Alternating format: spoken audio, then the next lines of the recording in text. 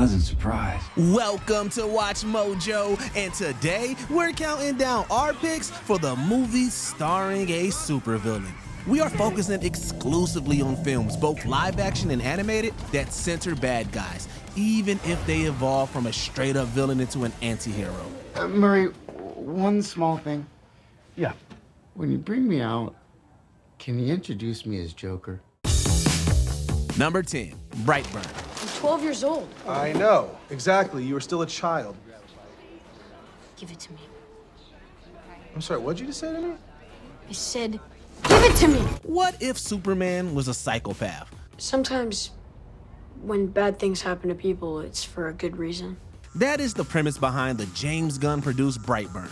Though the film was critically panned and not exactly a box office smash, it presents an interesting premise. Comic book fans would recognize the setup. An alien spaceship crash lands on a Kansas farm, and a baby inside is raised by a childless couple. What is that? There he is. Unlike Clark Kent, Brandon Breyer exhibits violent tendencies as his superpowers develop. Hiding his face behind a creepy red mask, he commits one atrocity after another. Brandon, please, stop. When his parents try to stop him, Brandon takes them both out. At the very least, the film makes Lex Luthor seem much more sympathetic in retrospect. Oh, Brandon. I'm sorry. Oh, Brandon. Number 9, Chronicle. This one was a surprise dark horse hit from director Josh Trank. Listen, you hear that? Wait, how creepy is that? In it, 3 average teens from Seattle develop telekinetic powers after discovering an alien object in the woods. At first, it seems like a fun story. Oh, The 3 boys use their powers like any teenagers would, for pranks and for fun. What you looking at, girl? Stay in school. Okay, see the guy chewing the gum? I'm gonna get the gum, pull it right out of his mouth. okay, I got him.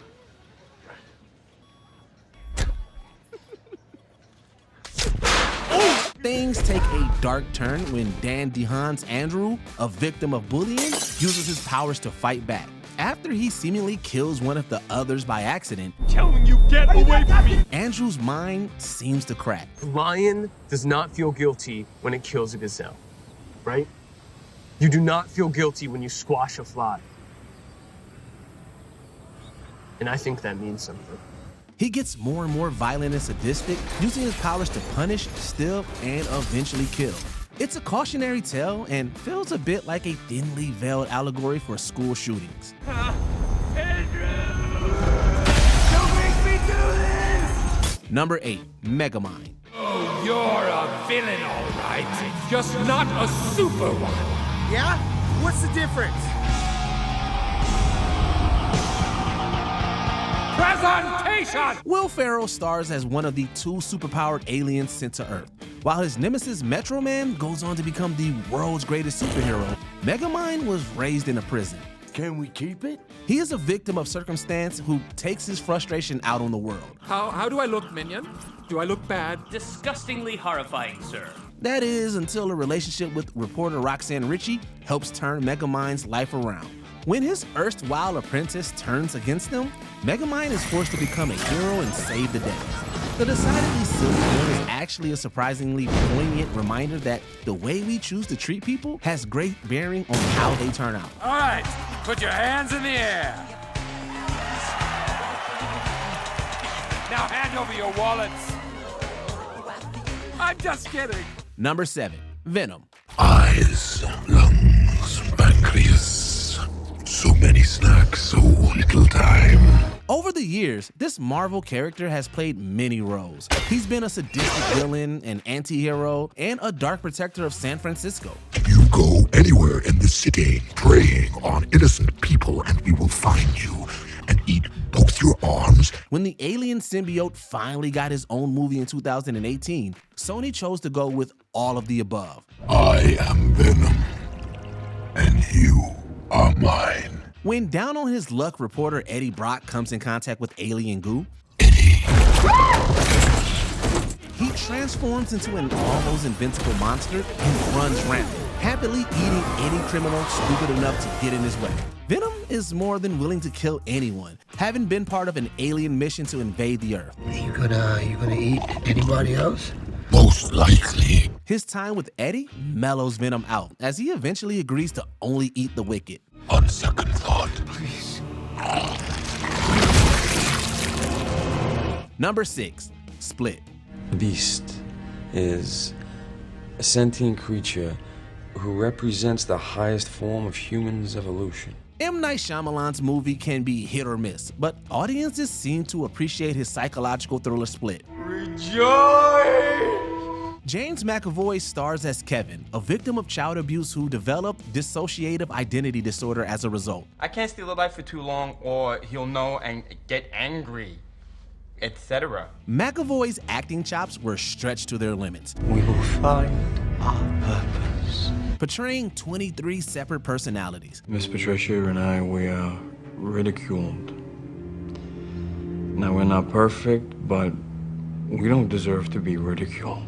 While some experts were disappointed with Shyamalan's unrealistic version of DID, the writer and director had a purpose for the strange direction he chose. Kevin's version of DID isn't just a psychological condition, it's supernatural. He's tall. He's very muscular. He's got a long mane of hair, and his fingers are twice the length of ours. He believes we are extraordinary. When he unleashes his most violent alter, the Beast, he gains superhuman strength and durability. As it turned out, he shared a universe with Shyamalan's 2000 film Unbreakable, which had previously proved that superheroes were real. It all makes sense. In a comic, you know how you can tell who the arch villain's going to be? He's the exact opposite of the hero. And most times they're friends like you and me. Number 5, V for Vendetta. I can assure you I mean you no harm. Who are you? Who? Who is but the form following the function of what, and what I am is a man in a mask. Well, I can see that. Adapting Alan Moore's classic works to film is no small undertaking. There are no coincidences, Delia. Only the illusion of coincidence. But this movie is one of the more successful examples. V for Vendetta tells the story of a dystopian Britain where fascists took control of the government after a false flag biological attack. Conceal me what I am, and be my aid for such disguise as haply shall become the form of my intent. The eponymous V is a faceless terrorist in a Guy Fawkes mask who uses bombs and murder to undermine the regime. Violence can be used for good.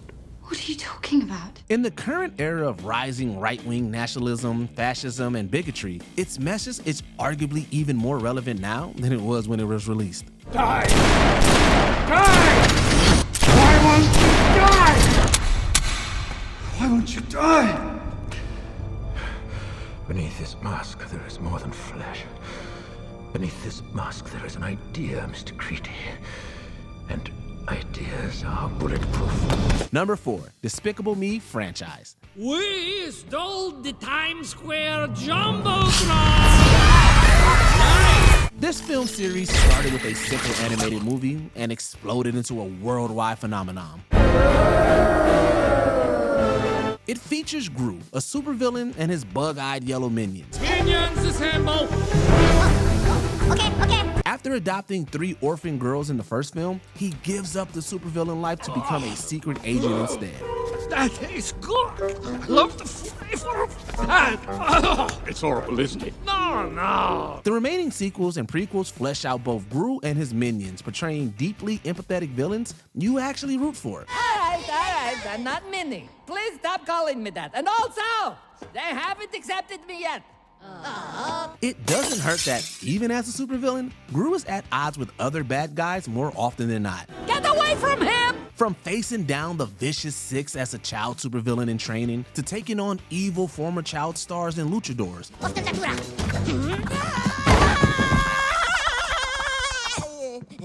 Steve Carell's group won the audience over from his very first scene in 2010. Sorry, you know dogs, they go wherever they want to go. Unless they're dead. I'm joking.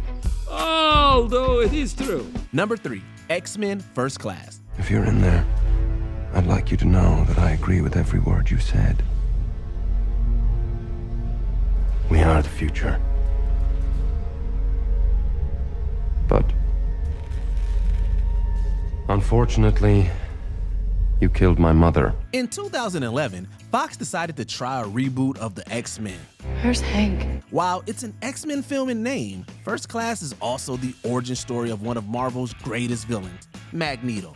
I'm looking for my creator. A victim of the Holocaust, Eric Lenscher uses his powers as a Nazi hunter, taking revenge on those who hurt his people. His rage is put to a purpose when he meets Charles Xavier, and he finds a community of other mutants. When he picks up a mutant, his brain sends a signal through a relay. As the film progresses, the audience gets to bear witness to the schism between the two friends. While Charles believes in mutants and humans living side by side, Eric becomes convinced that humans cannot be trusted.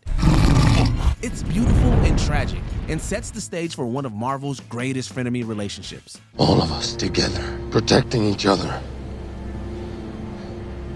We want the same thing. My friend. I'm sorry. But we do not.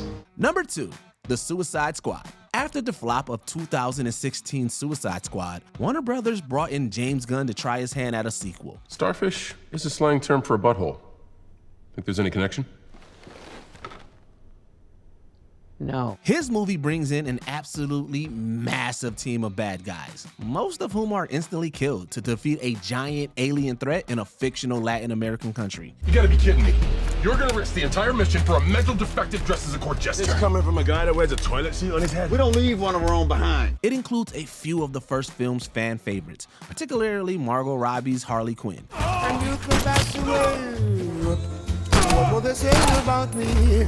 Between films, Harley got her own spin-off, Birds of Prey. Where can I find Cassandra Cain? An absolutely wild and hilarious girl power romp. I'm not going soft or nothing, but gotta admit, it's kind of nice having the kid around. Harley maintains her brand of insane heroism in The Suicide Squad. Like Harley, the film is reckless, bonkers, and an absolute delight. These terrible people follow their small thread of conscience to do the right thing. Now wait! Monster is Num Num! Monster Num Num. Yes! As violently as possible.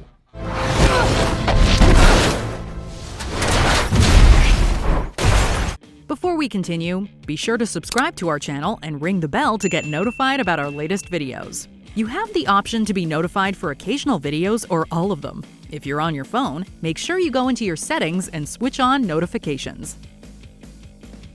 Number 1, Joker. All that sacrifice, she must love you very much. She does. She always tells me to smile and put on a happy face. She says I was put here to spread joy and laughter. Starring Joaquin Phoenix, this film stands out as one of the best supervillain movies of all time. I don't know why everyone is so rude. Todd Phillips helms this dark but compelling portrayal of Arthur Fleck's descent into madness. Joker delves deep into Arthur's psyche and perspective. Hey, Murray. Thanks so much for Hey, Murray. Thank you so much for having me on the show. It's been a lifelong dream of mine. A failed comedian. Just been working on my material. Arthur transforms into a deranged version of the iconic Batman villain throughout the film. Phoenix is at once mesmerizing, vulnerable, sad, and rageful. That's very funny, Murray.